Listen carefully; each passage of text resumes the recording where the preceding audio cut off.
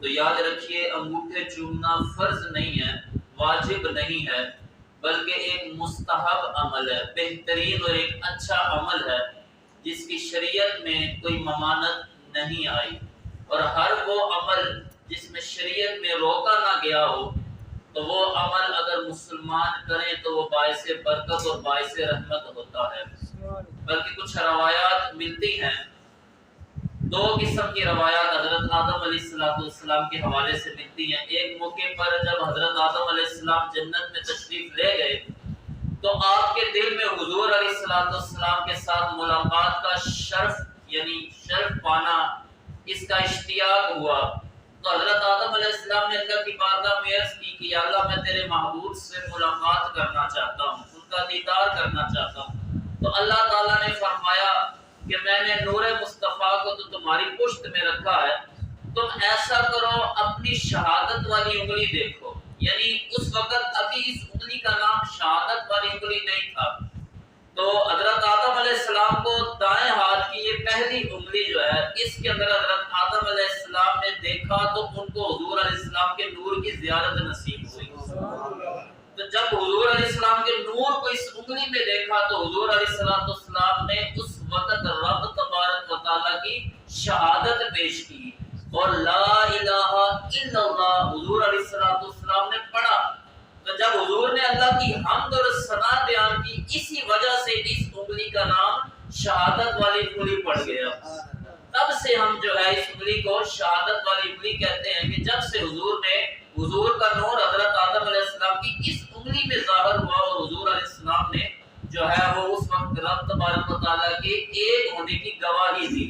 ایک اور روایت اس طرح ملتی ہے حضرت آدم علیہ السلام کے حوالے سے کہ آپ جب جنت میں گئے تو ملائکہ نے آپ کا طواف شروع کر دیا۔ پوچھا یا اللہ یہ کیا ماجرا ہے کہ ملائکہ میرے گرد چکر کیوں لگا رہے ہیں؟ تو اللہ تعالیٰ نے فرمایا اے آدم میں نے تمہاری پشت میں نور مصطفیٰ رکھا ہے، اس کی تعظیم کی وجہ سے ملائکہ تمہارا طواف کر رہے ہیں۔ کہا یا اللہ عز و جل عرض کی یا اللہ میں اس نور کو دیکھنا چاہتا ہوں۔ تو اللہ تعالیٰ نے فرمایا کہ اے آدم اپنے دونوں انگوٹھوں میں دیکھ لو، میں نے وہ نور تمہارے دونوں انگوٹھوں میں ظاہر کیا ہے۔ تو حضرت آدم علیہ السلام نے ان دونوں انگوٹھوں کو دیکھا تو حضور علیہ السلام کا نور نظر آیا۔ تو حضرت آدم علیہ السلام نے ان کو چوم کر اپنی آنکھوں کو لگایا۔ یہی وجہ کہ آج ہم بھی حضور علیہ السلام کا نور چوم کر اپنی آنکھوں کو لگانے کا شرف پاتے ہیں۔ لیکن یہاں پر ایک سوال یہ کیا جاتا ہے، چلے مانا کہ حضرت آدم علیہ السلام کو نور نظر آیا تھا تو انہوں نے چوم کر آنکھوں کو لگایا تھا، تمہیں کیا نظر آتا ہے؟ تم کیوں چوم کر آنکھوں لگا؟ تمہیں بھی کیا نور مصطفیٰ اپنی انگوٹھوں میں نظر آتا ہے؟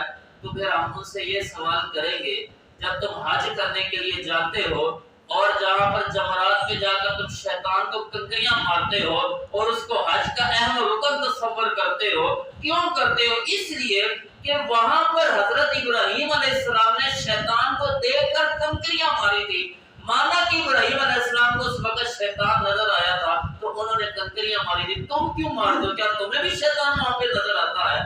تو کہا جاتا ہے شیطان تو نہیں نظر آتا، اصل میں حج ہم ادائے محبوب کی ادا کو ادا کر رہے ہوتے ہیں۔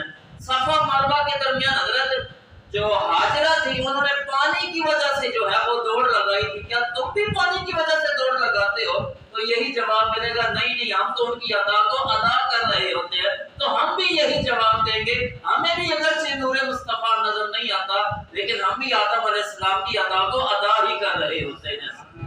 تو یہ ایک ان کا اس بات کا جواب ہے۔ اس کے علاوہ ایک اور حدیث پاک مسند الفردوس میں یہ حدیث پاک ملتی ہے کہ حضور علیہ السلام تشریف فرما تھے، حضرت صدیق اکبر رضی اللہ تعالیٰ حضور کی بارگاہ میں بیٹھے تھے، حضرت بلال رضی اللہ تعالیٰ عنہ نے اذان پڑھی۔ جب آپ نے اشہد ان محمد رسول اللہ پڑھا نا، جب یہ شہادت پڑھی تو حضور علیہ السلام کے سامنے حضرت صدیق اکبر بیٹھے تھے، انہوں نے حضور کا نام سن کر دونوں انگوٹھوں کو چوم کر آنکھوں کو لگایا، درود پاک پڑھا اور کہا قرۃ عینی بک یا رسول اللہ، آقا علیہ السلام آپ تو میری دونوں آنکھوں کی ٹھنڈک ہیں۔